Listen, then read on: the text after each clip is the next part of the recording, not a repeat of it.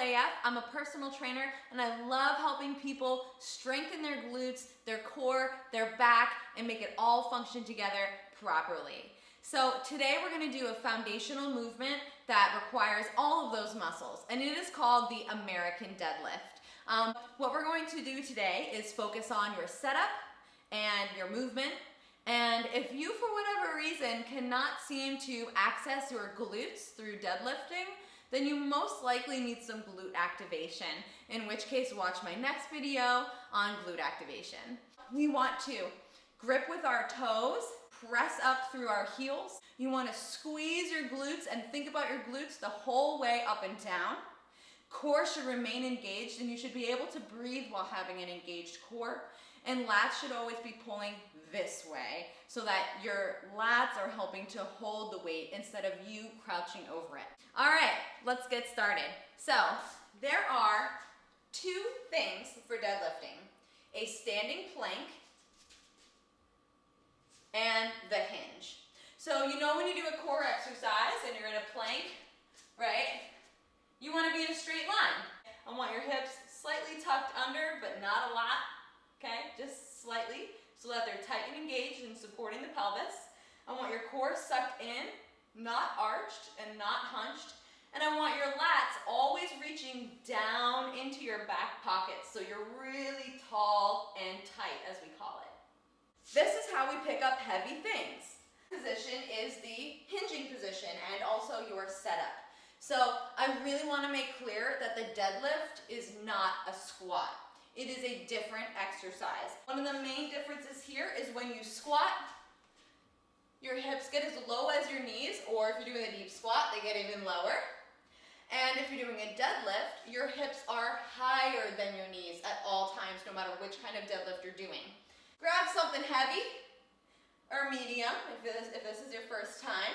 Get your shoelaces in line with the bar. If it's a barbell, it will go over your feet. If it's this, it will be in line with your shoelaces.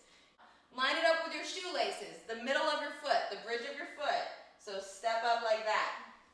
Next, usually when people send their hips back, their toes come up. So what I need you to do is grip the floor with your toes. And as long as you feel safe in a gym or at home, I honestly encourage you to go barefoot, especially when learning, because it will help you grip and drive through your feet. I'm going to spread and then grip with my toes. But here, I'm not going like this and coning. I'm spreading and splaying and gripping. Spread, grip. Now, I'm going to draw my core in, slightly bend my knees, send your hips all the way back. Keep going. You're almost going to feel like you lose balance, but then you have the weight to counteract that, until you get really good at this and you can do it without a weight and you won't fall back. Tighten the core, and again, make sure your hips are higher than your knees, higher than your knees. You may feel a stretch in your hamstrings here, and that's a good thing. From here, we're gonna do what's called breaking the bar. So, you gotta break a pencil and you push your thumbs up and pinkies out, right?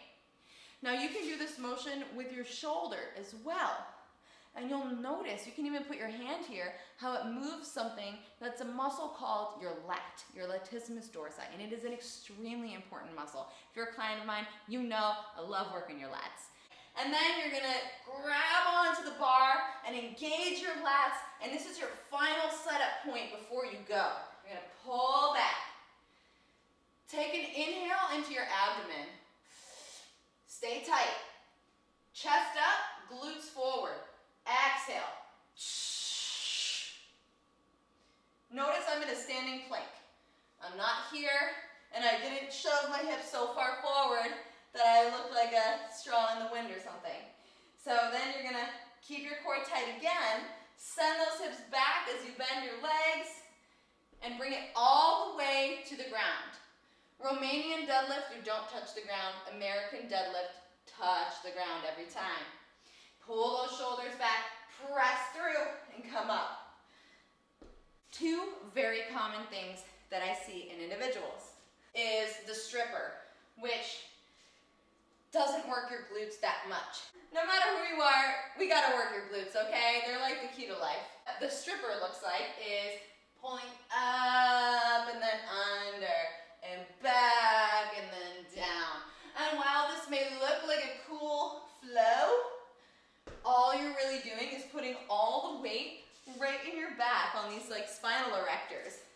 and you're missing your glutes, your beautiful glutes. You are probably arching your back a lot because you're not using your core. So suck it in, keep it tight, you got this. Send those hips back. And you're gonna squeeze your butt right from the get-go, squeezing it together and lifting your chest up at the same time. Another one that we see a lot, and this one is probably the most dangerous, and in which case you need to reduce your weight. I don't care how strong you are, something's not going right if your back is rounding. If you're lifting like this,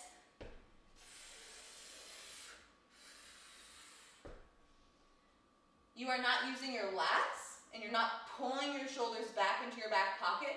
And again, you're not using your core. You're trying to use your spine.